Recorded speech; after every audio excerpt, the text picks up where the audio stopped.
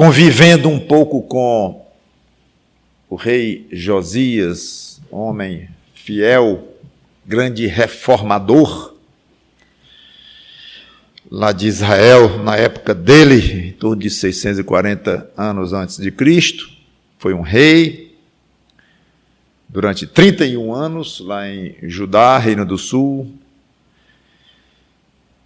Já vimos que o primeiro passo dele, como rei e como homem fiel a Deus, foi destruir as imagens idólatras e tudo que atrapalhava o povo de adorar a Deus. Depois deu o segundo passo, que foi mandar reformar o templo em Jerusalém, dando condições para o povo adorar corretamente. Vimos que durante esta reforma do templo, que estava muito maltratado por reis passados, durante esta reforma, Deus providenciou para que o livro, chamado Livro de Deus, fosse achado, o livro da lei, melhor dizendo, fosse achado. Correram para o rei e leram uma parte do que estava nesse livro. Já comentamos isso, até já sugerimos qual parte foi lida. O fato é que Josias fica impressionadíssimo com o que lê, com a força das palavras, em que Deus ameaçava duramente Israel com muitos castigos terríveis se Israel o abandonasse em algum momento. E ao ouvir então, Josias se humilha diante de Deus, rasga as suas vestes, manda consultar a Deus através da profetisa Hulda. E ela manda dizer de volta ao rei que sim, Deus confirmava que iria castigar duramente Israel. Não iria fazer diferente, mas conforme a lei devidamente prevenia, Deus iria cumprir. Até aqui nós vimos, já em 2 ou 3 mensagens passadas, 2. Aí eu terminei dizendo que ainda havia algo na mensagem de Deus através da profetisa. Dessa vez uma mensagem particular para Josias. Segundo Crônicas, capítulo 34, versículo 26 em diante.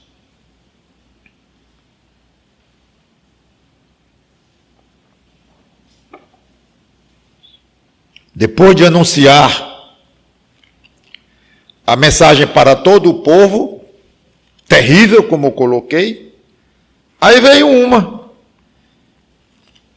específica para o rei.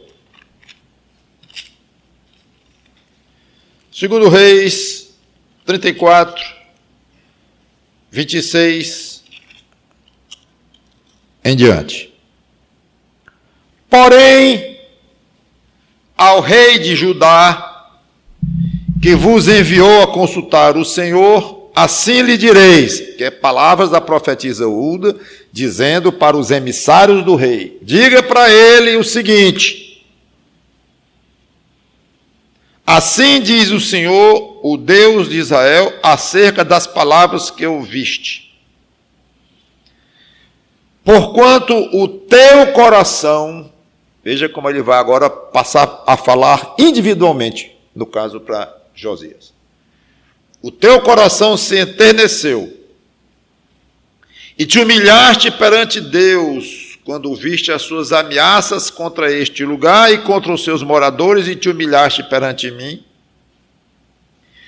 e rasgaste as tuas vestes e choraste perante mim, também eu te ouvi, diz o Senhor, pelo que eu te reunirei a teus pais, e tu serás recolhido em paz à tua sepultura. E os teus olhos não verão todo o mal que hei de trazer sobre este lugar e sobre os seus moradores. Então levaram eles ao rei esta resposta. Vamos orar. Santo Deus, nosso bom Pai, lições valiosas aqui, que tenhamos sabedoria suficiente para abrir o coração, pedir ajuda ao Teu Santo Espírito, para que Ele nos ensine e nos dê poder para viver estas verdades. Devemos imitar homens como esse, e é o que nós estamos querendo aqui hoje, aprender dele. Em nome do Senhor Jesus Cristo, te pedimos e te agradecemos. Amém. Temos então uma rara oportunidade de ver o comentário do próprio Deus sobre a reação de alguém. É raro isso. Houve alguma coisa, no caso foi um anúncio de Deus, o rei reagiu de uma certa forma, e agora nós vemos Deus abrindo o próprio coração, dizendo o que ele, Deus, achou dessa reação dessa pessoa, no caso, o rei. Obviamente, foi uma reação muito agradável a Deus, causada por Josias, e o próprio Deus deixa claro isso, detalhando em 4 expressões diferentes a atitude de Josias, todas elas agradáveis ao coração de Deus. Primeira, o teu coração te enterneceu. No original hebraico tem um sentido de amolecer, o contrário de endurecer, o oposto. Você já deve ter tentado convencer alguém de algo errado e encontrou que a pessoa fez e encontrou um coração teimoso, intransigente, que não enxerga e nem quer enxergar. Certamente você já passou por experiência assim.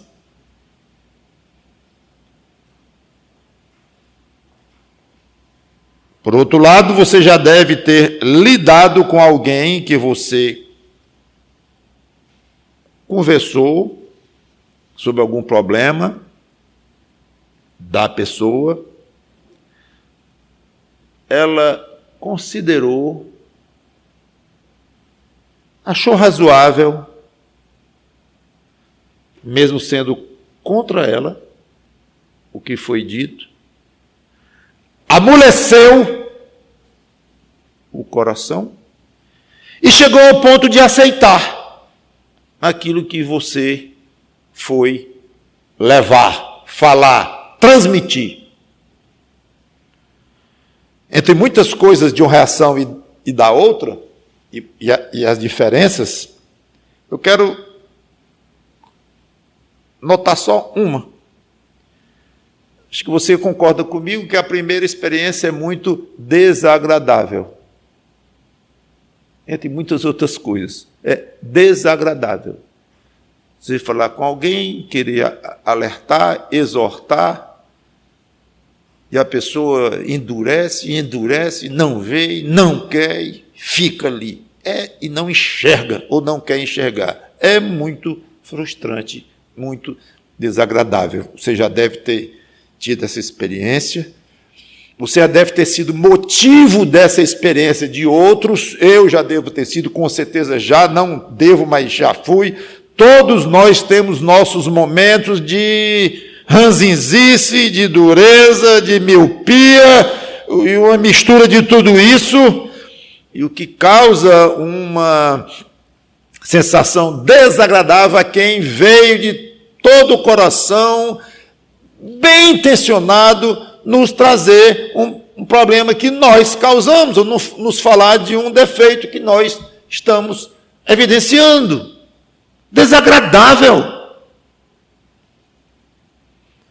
E o segundo caso, totalmente agradável. Vai falar já um pouquinho constrangido, talvez, ou pensando como o outro vai reagir. Não é agradável você falar de um defeito do outro, de um problema do outro, de um pecado do outro. Você vai e encontra um coração amolecido, uma mente aberta. No começo, talvez até estranhe um pouco. Eu tenho feito isso, mas logo cai em si. É verdade, é mesmo. E é extremamente agradável a experiência para o que foi falar. Volta meio nas nuvens, porque fez o que era correto, encarou o outro, que já é algo constrangedor, como comentei. O outro aceitou.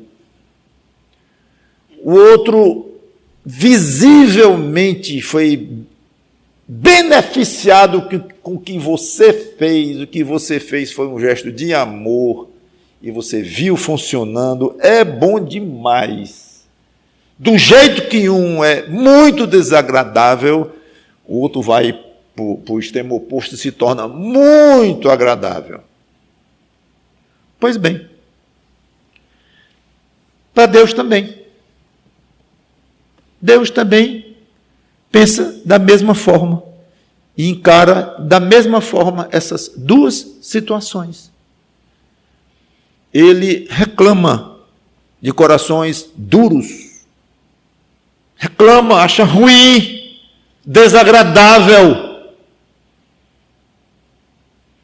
A Bíblia toda fala, previne contra a dureza, contra a arrogância, contra a miopia espiritual. E o próprio Deus alega e argumenta. Quantas vezes eu falei isso com vocês? Quantas vezes eu fiz aqui? Ele argumenta, mostrando que a experiência dele não tem sido agradável quando o assunto é este. E ele diz claramente: vocês não aceitaram, vocês rebelaram, vocês fecharam os corações. Ele diz claramente. E agora nós vemos Deus fazendo o contrário, por causa de uma reação contrária. Finalmente Deus encontrou alguém de uma nobreza muito maior, coisa rara.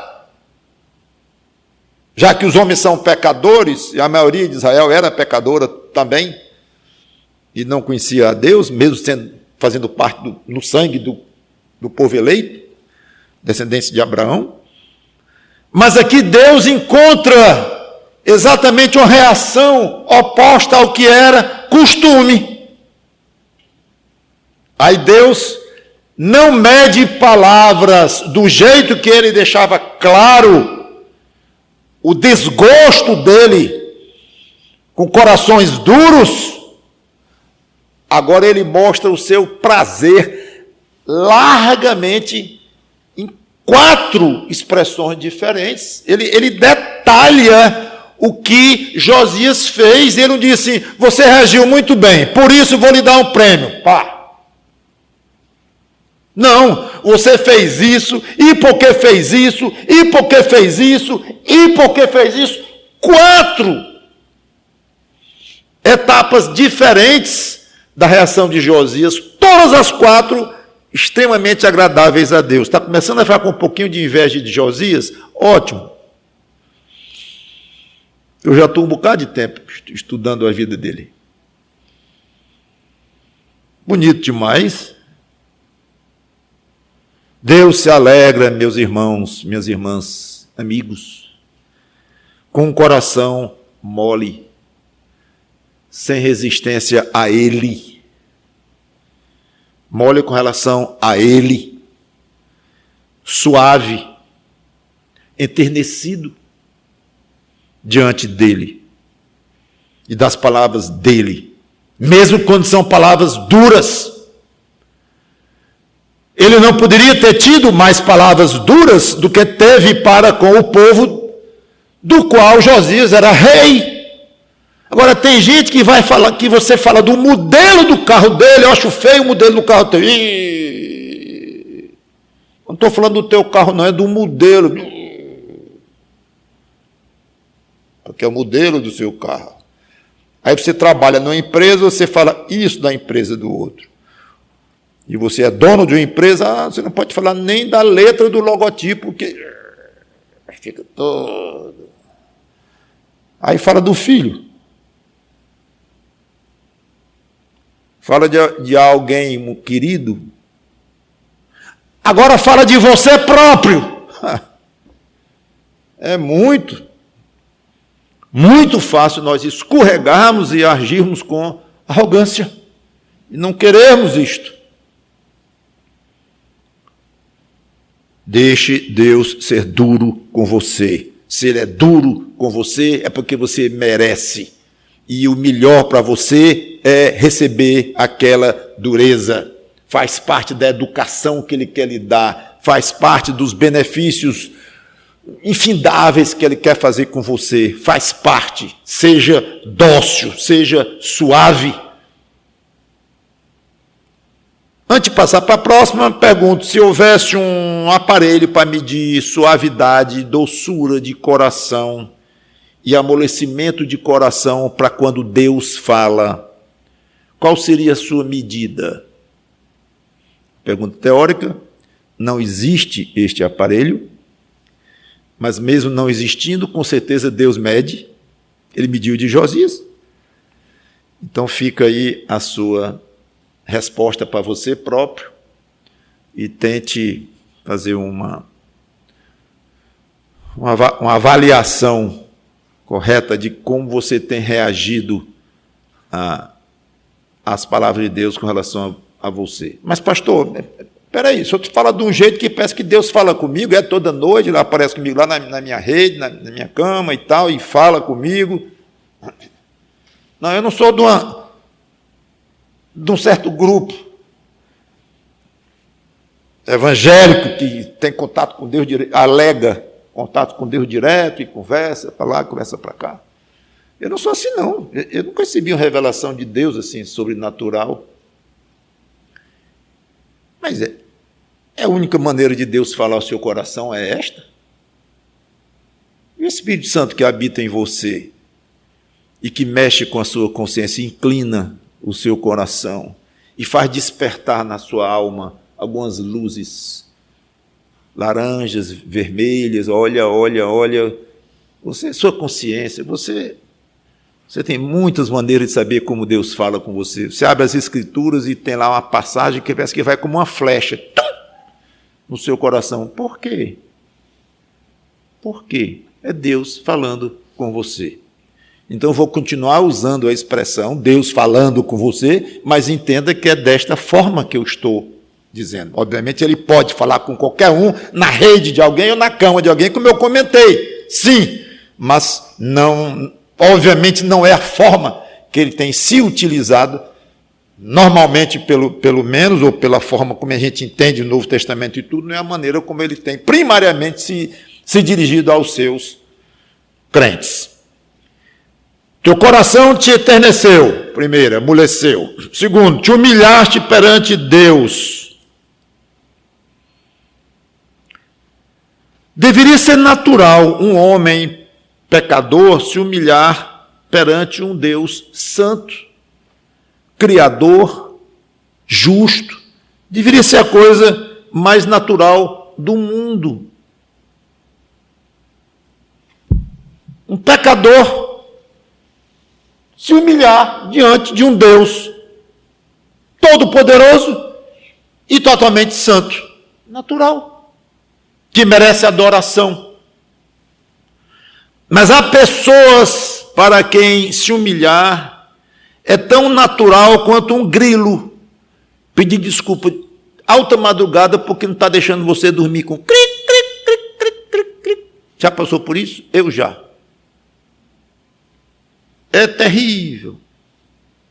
Agora imagine um grilo saindo lá do cantinho dele, que a gente não consegue descobrir aonde é.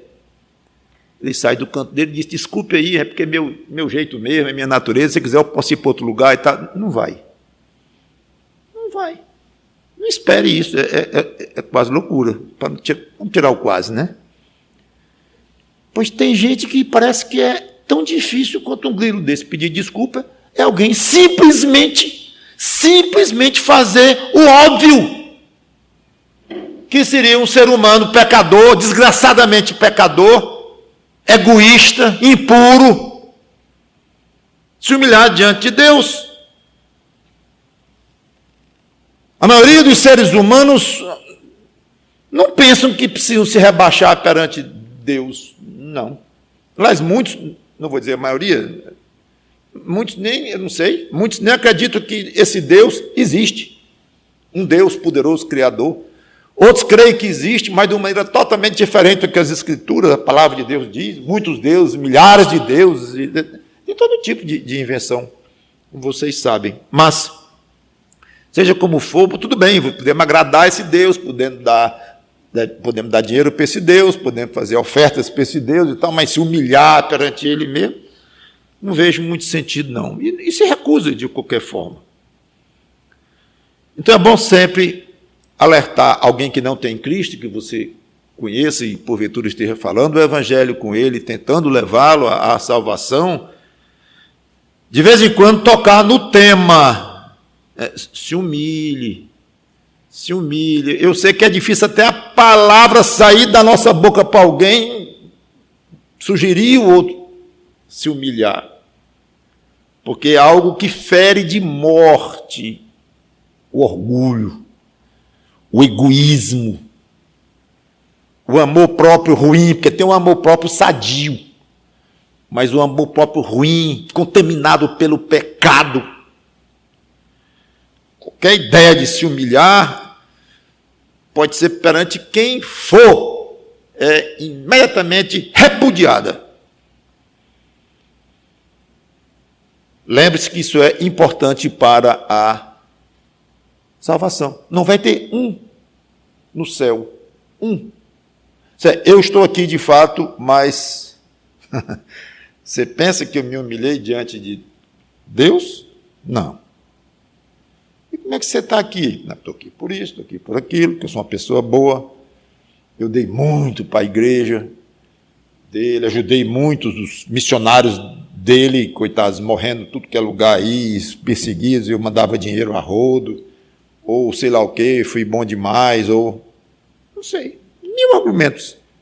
Eu criei em Jesus Cristo, você crê que sempre acreditei em Jesus Cristo, levei a sério o ministério de Jesus Cristo, acreditei mesmo que ele morreu na cruz, que coisa boa, pois é. E quando foi sua humilhação diante de Cristo? Não, como eu lhe falei, eu não tive esse processo de humilhação. Mas você não é convertido? Sou a Cristo. Passou pelo novo nascimento? Passei. E quando foi, conta aí, quando foi o seu processo de humilhação, de abatimento total diante de Deus? Fala aí. Não, isso aí está meio estranho, isso aí eu não passei bem por isso aí, não. Então vamos voltar para etapa zero e começar tudo de novo. Essa pessoa que pensa que é crente, dentro da imagem que alguém assim no céu não vai ter, de fato, não vai ter. Não há conversão, não há regeneração sem humilhação. E você, sendo crente em Jesus Cristo, não, pastor, eu reconheço plenamente essas palavras que o senhor está dizendo aí. Graças a Deus eu posso recordar, sim, que no meu processo de conversão, eu passei por momentos de humilhação diante de Deus, eu me reduzi a pó, reconheci que era pecador, tá? Graças a Deus. E qualquer um de nós diria, graças a Deus de fato. Muito bem. E depois disso? Depois disto, já salvo, já humilhado diante de Deus, naquele ato de conversão, e o dia a dia. A necessidade de se humilhar continua. Sabe por quê? Porque você continua pecador. Nós, continuamos egocêntricos, egoístas, podemos e devemos ficar cada vez menos essas coisas ruins e crescer em santidade cada vez mais, sem dúvida. Podemos, devemos, mas ainda somos pecadores. Se somos pecadores, filhos dele ou não, temos necessidade de chegar diante dele e dizer, meu pai, agora dizendo meu pai, antes não era meu criador, antes da conversão a Cristo, não podia se chamar filho de Deus, mas agora pode, legitimamente, tudo bem. Então diz, meu pai celeste, para onde eu vou, com quem eu vou morar quando eu morrer, ótimo. Eu estou esperando o teu filho vir reinar aqui, ótimo. Meu pai, eu sou da tua família, ótimo. Mas eu pequei miseravelmente contra ti e eu não tenho jeito, aí já vem se humilhando. Claro. Então a necessidade de se humilhar continua de formas um pouco diferentes quanto ao que o pecado praticado faz na vida de um sem Cristo e o que faz na vida de um outro sem Cristo, outro com Cristo, é diferente, como já tenho comentado muitas vezes isso, mas a necessidade de humilhação é a mesma. E Josias era um crente. Que crente? E ele fez isso, se humilhou. Então aqui, na realidade, o exemplo direto que nós temos aqui é da humilhação de um crente. E não está em evidência aqui, não é a alma de Josias, não. Nós vamos ver. É um pedido que tudo indica que Josias fez. E Deus resolveu premiá-lo com esse pedido. Tá o assunto aqui, que ele agradou, conseguiu agradar muito a Deus no seu relacionamento com Deus. É isso. Não é que ele agora virou salvo ou deixou de ser por causa disso. Não. Isso aqui está intocável. Que é assim que acontece com o crente. Seja como for, não argumente com Deus, não discuta com Deus. Eu nunca esqueço um dia, foi no restaurante, que uma irmã muito querida, uma irmã de fé, não uma das três que está ali não, uma irmã de fé, muito querida, disse, pastor, sabe aquela parte da Bíblia? Não sei, dá vontade de rasgar da minha Bíblia aquela página. Eu nunca me esqueci, deve fazer 30 anos, sei lá. Achei tão forte, uma crente, uma senhora crente, fiel, ainda hoje é fiel, crente, mas escorregou ali, como você já escorregou tantas vezes, e eu também, não exatamente da mesma forma, mas em pecado, em arrogância, em dificuldade de acreditar nas Escrituras, em resistir à palavra de Deus. Isso é muito ruim. É arrogância. Muitos acham que estão apenas... Não, eu estou apenas questionando um pouco aqui na parte racional. A Bíblia diz isso, ao mesmo tempo diz aquilo, então, isso parece aqui uma contradição e tal. Tudo bem, vamos admitir que parece uma contradição, e tem ocasiões em que parece mesmo. E daí? Esse não é o problema. Você, com a sua racionalidade ou com a sua lógica, mesmo crente, estou falando de crente, olhar e dizer, aqui eu não bate. Eu não consigo juntar uma coisa com a outra, mas é óbvio que a Bíblia diz isso aqui. E é óbvio que a Bíblia diz isso aqui. Então, dois irmãos na fé, vendo a mesma coisa, tirando a mesma conclusão aqui, até aqui tudo bem. A questão é que um vai dizer assim, amém, Senhor, porque eu não estou entendendo, graças te dou, porque a tua palavra é acima da minha compreensão, mas ela é perfeita, justa, reta, inerrante. Aí é que eu gosto. Agora que eu vou me apaixonar mesmo pela tua palavra, porque mostra que eu não entendo toda, e ela é superior a mim, e tu tens os teus caminhos. Aí aproveita o fato de que tem passagens que na lógica dele não batem. Ele aproveita isto e se humilha diante de Deus, se joga mais ainda diante de Deus, se enternece mais ainda diante de Deus. O outro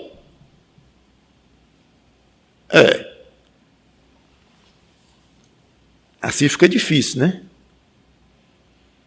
Assim fica difícil. Difícil crer. Aceitar a Bíblia como sendo a palavra de Deus toda mesmo e se abrir totalmente para ela e confiar nela total. Eu não entendo bem, sou um ser racional e como é que eu vou lidar agora com isso? Seguir minha vida todinha em cima de um livro que eu não entendo muito bem e, para ser muito honesto, eu não vou mentir, eu vou ser honesto, eu acho até meio contraditório em algumas partes e tal. Aí se retrai e não quer mais se aprofundar nas Escrituras. E quase evita para poder não ter caso com ela. Sabe quando você evita conversar ou lidar com alguém complicado? Muito complicado. Não, deixa ele lá, eu fico aqui. Eu não quero atrito, não quero confusão. Parecido. Não, deixa a Bíblia lá e eu fico aqui. Eu sou crente, eu quero Jesus Cristo como meu Salvador. Tá bom. Creio que a Bíblia é a palavra de Deus, uma palavrazinha meia. Sim, mas eu creio de Cristo morreu por mim, derramou o sangue dele por mim. Creio, sou crente, vou para o céu, tenho certeza. Mas deixa a Bíblia lá e eu fico cá, para não ter confusão comigo. Isso é de uma arrogância disfarçada que deve ser de uma capacidade de magoar a Deus, de irritar a Deus. É difícil de imaginar. Porque isso mostra falta de confiança, que é o que mais agrada a Deus, é a confiança nele, a atitude daquele outro que diz assim, agora que eu vou mesmo confiar em ti. Bom é confiar num Deus cuja palavra eu não entendo 100%, é bom demais, porque é fé pura. E eu não estou dizendo que a Bíblia é contraditória, não, ela não é, mas tem passagens que aos nossos olhos pequenos, ignorantes, mesmo com o Espírito Santo em nós, nos ajudando, mas nós ainda temos pecados demais que turvam a nossa inteligência espiritual, nossa capacidade, e nós não entendemos mesmo. Mas é óbvio que a palavra de Deus é 100%, 101%, se fosse possível matematicamente, 101% coerente com ela própria, total. Agora, porque você não entende, quer dizer que ela é falha, porque você não consegue explicar como é que essa lâmpada acende e ilumina tudo aqui, você não sabe explicar isso cientificamente, isso altera a realidade.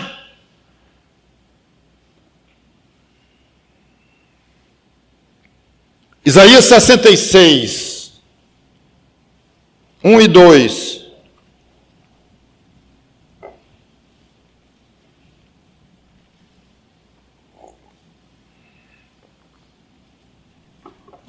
Diz assim, Isaías 66, 1 e 2, assim diz o Senhor,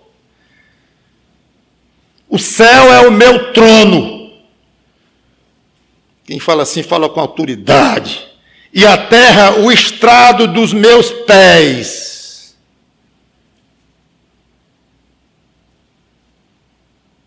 Que casa me edificarei vós? E qual o lugar do meu repouso? Porque a minha mão,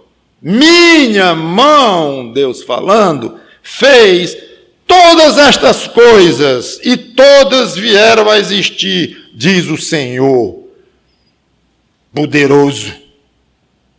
Mas o homem para quem olharei é este, o aflito, o abatido de espírito, que treme da minha palavra. Estão vendo?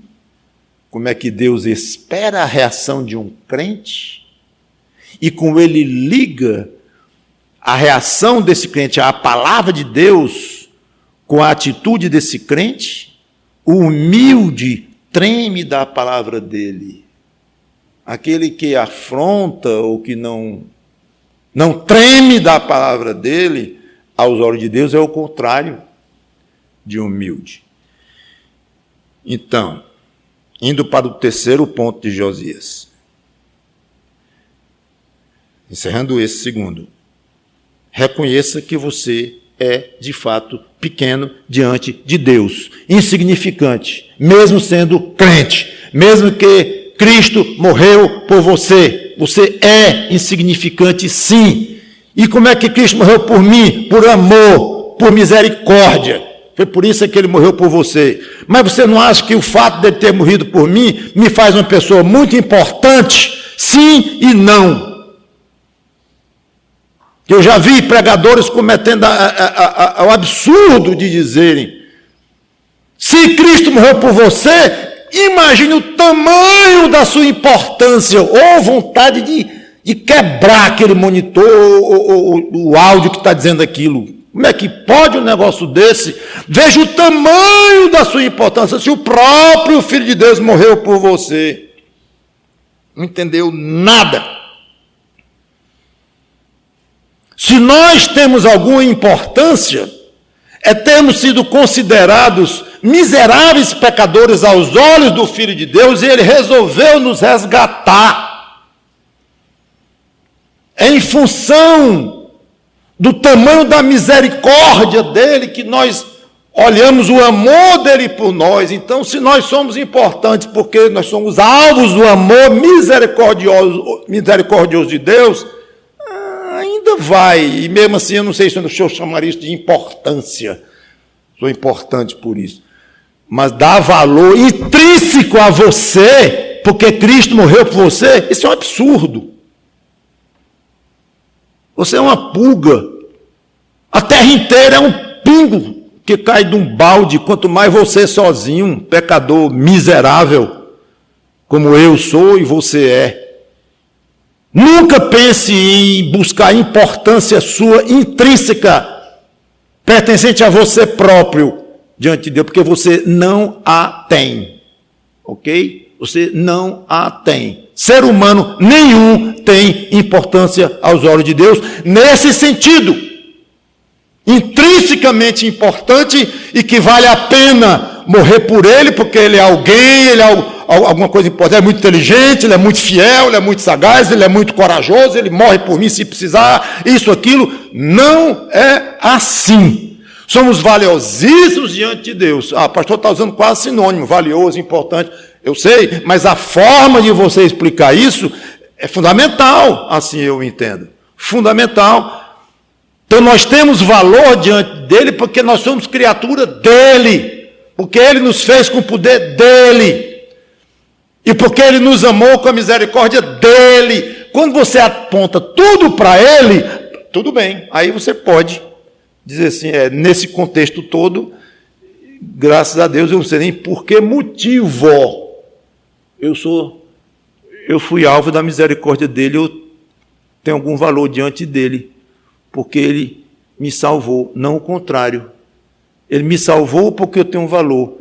Não, ele não lhe salvou porque você tem valor. Você tem valor, se tornou-se alguém, luz do mundo, que brilha e tudo, porque ele lhe salvou, pela misericórdia dele. Essa é a maneira, meus irmãos, do crente observar a sua posição diante de Deus. Então, você continua pequeno, insignificante aos olhos de Deus, sim. Isso por um lado. Por outro lado, o valor que você tem, pelo fato de agora ser um filho dele, ele vai lhe vestir de vestes reais, ele vai levar para o palácio dele, porque ele lhe conquistou, ele lhe trouxe de volta. Ele comprou você de volta com o próprio sangue, Jesus Cristo, e vai levar você para o reino do Filho do amor dele. É por isso. rasgaste a tua veste. Terceira reação de Josias. A ternura e a humildade de Josias não ficaram apenas no coração. Passaram para um ato dramático, visível para todo mundo, meio degradante. Chegar um rei, se levantar e rasgar a própria roupa diante de quem estava ao lado. Era costume da época, quando alguém fiel a Deus, ou se não tão fiel, mas quando alguém, vamos dizer desta forma, quando alguém consegue entender o tamanho do que Deus está querendo dizer, a santidade de Deus, e vê o tamanho do próprio pecado e se enche de vergonha, de remorso, de tristeza, de contrição, era, não sei se comum, mas era costume na época pessoas rasgarem as suas vestes. Então, essa atitude de Josias foi forte, ele não criou isto, mas mostrou o que estava de fato no coração dele. Quarto e último, choraste perante mim. Por que Josias chorou? Não há dúvida. Pecado. Contrição de pecado envolvendo a ameaça de Deus, envolvendo a revelação de que Deus iria cumprir aquilo que tinha ameaçado. Tudo isto. Imaginando o povo de Israel sofrendo tudo aquilo, uma mistura. Mas certamente, na base de tudo estava pecado, que é o que tinha causado aquela ameaça tremenda que estava agora por um fio em cima da cabeça de Israel. Então, é provável que ele tenha incluído os próprios pecados nesse choro, nessa contrição, como pecador que ele era, como todos somos, mas é também provável, talvez mais provável, que ele tenha sido levado pela situação deprimente espiritual do povo do qual ele era rei. E a ameaça que estava na frente, e o tamanho da iniquidade passada dos seus antepassados, seu pai e os seus anteriores. Uma mistura, sem dúvida. Lamento pelo pecado é outra coisa que causa uma muito boa aceitação da parte de Deus. Sensibiliza Deus. Lamento pelo pecado. Lamento. Aí não é só uma humilhação diante de Deus por um tal pecado cometido, um arrependimento, e tudo isso aí se mescla, se funde. Na hora que um crente comete um pecado, ele vai tratar diante de Deus, está tudo interligado aí. Mas o aspecto aqui é do lamento. É tão ruim ser pecador. É esse ponto que eu quero chamar a atenção. Lembra do homem que batia no próprio peito? Ó Deus, sê propício a mim, o quê? Pecador. Pecador. Um lamento típico de quem entende que não consegue agradar a Deus como gostaria, pelo menos quando está com seu espírito voltado a Deus, porque, num certo sentido, cada pecado que você comete é porque você quer, porque você gostou, você gosta também. Então, não vai dizer que tudo que você faz de bom para Deus é porque você quer, e todo pecado que você comete é porque você não quer. Não, você faz pecado, você peca querendo. Agora, você não quer querer. Eu entendo. Paulo diz isso em Romanos 7. E está certo, é correto. E eu não vou enveredar por aí. Mas seja como for, o lamento é um estado diante de Deus em que o crente olha a sua situação, não particular, não aquele pecado A, B ou C, mas a sua situação, dizer: Senhor, eu estou aqui atolado num lamaçalzinho aqui que eu não saio, não. Tem até alguns teólogos aí que acham de dizer que sim, que o crente pode sair desse atoleiro do pecado em vida e pode chegar ao ponto de não pecar mais nesta vida e tal. Não, biblicamente está errado. É um ensino, é uma teologia errada, esta daí. O apóstolo João diz claramente que diz que não peca, está mentindo, mentiroso. Mas vamos estar sempre pecando. Então, quando eu falo lamaçal, ou um poço de lama, que a gente está ali preso nesse sentido, é que não vamos nos livrar dos nossos pecados nunca, aqui nesta terra, totalmente. Então, isso é uma situação muito terrível. Mas é. Então, o que eu faço? É fato.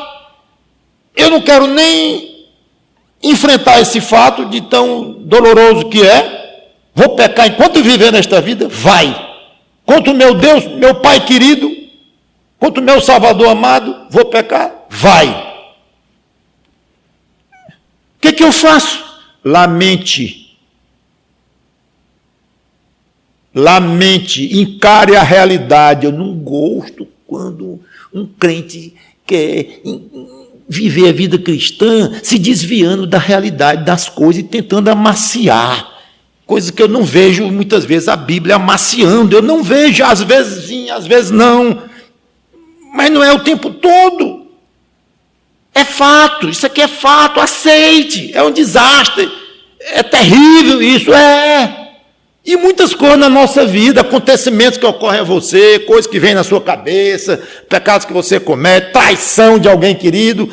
Então, não, mas pelo menos, peraí, depois a gente procura aí os benefícios e tal, deve ter mesmo. Mas vamos enfrentar o fato, essa foi pesada contra mim, e eu não sei se eu vou aguentar isso não, reconheça e corra para Deus e vai dizer: Senhor, essa aqui Mas não procure adoçar o que não vem doce da parte de Deus. E não vem doce da parte de Deus a informação de que você vai pecar enquanto estiver neste mundo. É fato. Então você não sabe o que fazer com isso. Devia saber. Que é isso aqui só. Lamentar. Ora, pastor, mas lamentar, isso não é fazer nada. Como?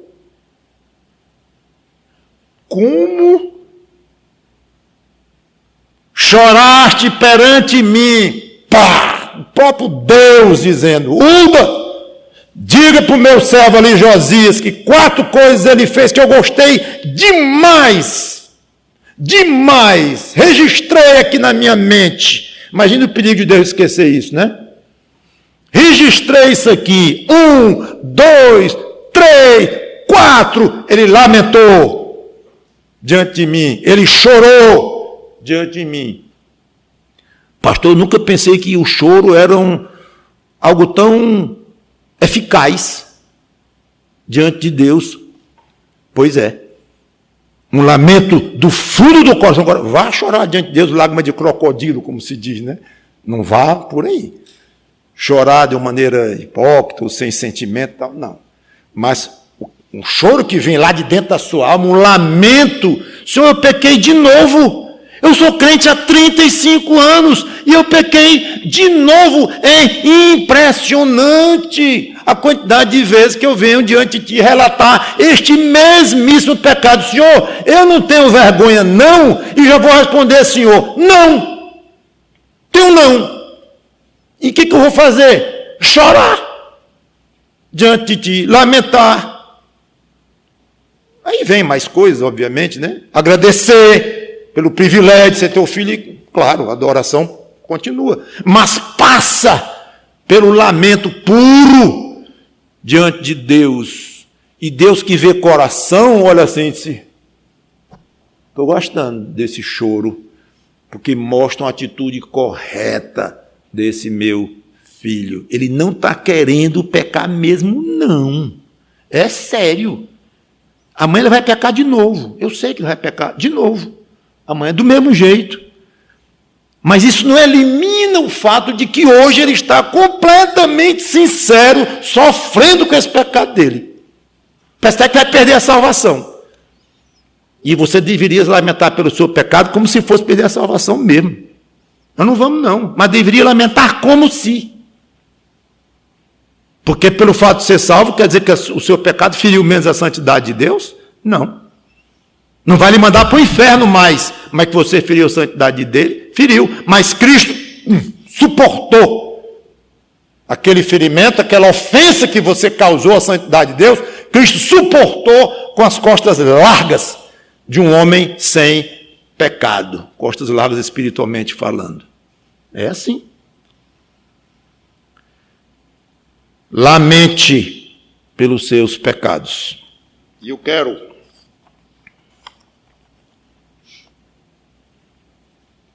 terminar dizendo aqui o seguinte, falando em lamento. Se você tem lamentado diante de Deus pelos seus próprios pecados, pela sua própria situação espiritual, ótimo.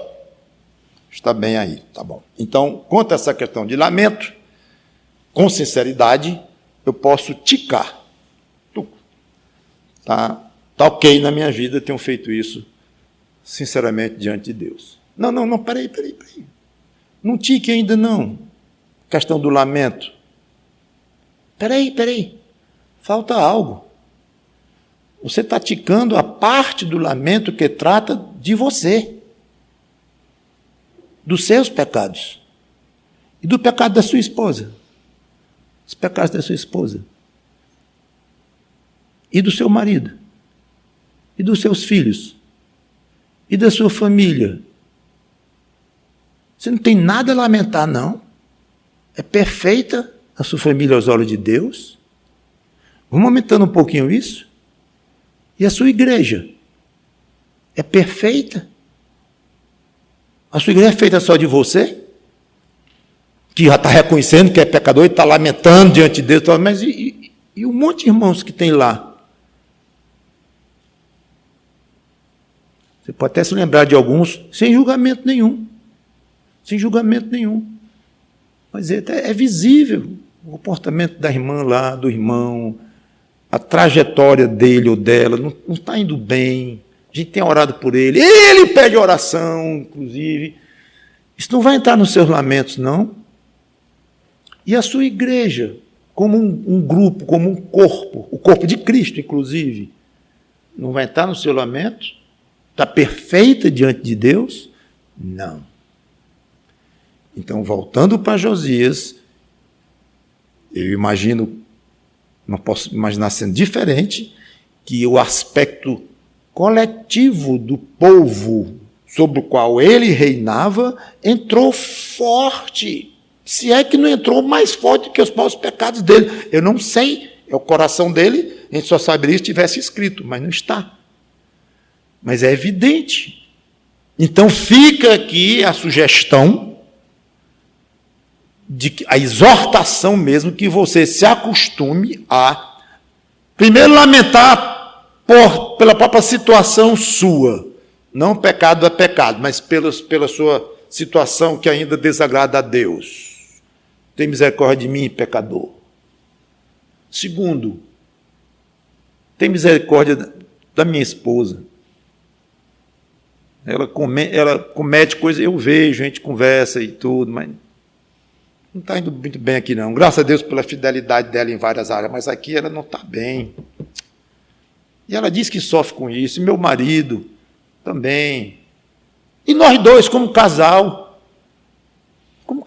nós dois, queria lamentar um pouco, Senhor. Independente só eu, meus pecados pessoal, íntimo, mas como um casal, tem coisas, está indo bem, mas tem coisas que não estão te agradando, né? Eu sei que não está. Ô, Senhor, eu queria que não fosse assim, não. Eu queria que fosse um casal mais exemplar. E minha família, Senhor, meus filhos, eu tentei educá-los, estou tentando ainda, um tem 5 anos, outro tem 15, ou sei lá, tem 50, tem 40, já estou meio velho, ou sei lá, qualquer um tem sua circunstância, sua idade, mas, Senhor, minha família, você acha que seus filhos vão se comportar precisamente como você sonha? Você tem essa ilusão, essa ingenuidade, e que eles são as maravilhas que talvez você pense que é? Pensa não, você quer pensar, porque você vê. A mãe vê o defeito do filho tudinho. Tem mãe que não vê, mas faz que não vê. Mas vê. E pai vê também. Então a gente sabe. E Deus sabe que você sabe. E não vai lamentar, não? Ao menos lamente para mim. Lamente a situação do seu filho, da sua filha. Quer que eu ajude? Quer que eu entre? Seja honesto comigo. Se não é com você próprio, seja ao menos comigo. Seja honesto e me diga, honesta. E me diga, lamente diante de mim. E eu sei que você tem orgulho da sua igreja, gosta da sua igreja, é uma boa igreja, tudo bem, mas você acha que ela é perfeita? Você não está enxergando isso não? Lamente, peça, interceda pela igreja e podemos alargar mais um pouco ainda o aspecto cristão, de uma maneira geral, na cidade, no país, no mundo. Senhor, olha os que se chamam de cristãos, que coisa esquisita, Senhor. Como é que pode? Pastor, eu não posso fazer nada. Quem diz que você pode? Lamente. Só isso, lamente. Insisto, que eu não estou falando de arrependimento de um pecado específico, mas você vai se arrepender pelo pecado do brasileiro inteiro. Não vai, mas lamentar pelo Brasil, você pode e deve, ou pelo menos pelos evangélicos do Brasil, mas pelo Brasil inteiro, como um povo, deve. Então fica aí o desafio de aprendermos com Josias a importância de chorar diante de Deus. Lamentar, depois de ter rasgado as roupas, depois de ter se humilhado, depois de ter se enternecido, amolecido diante de Deus.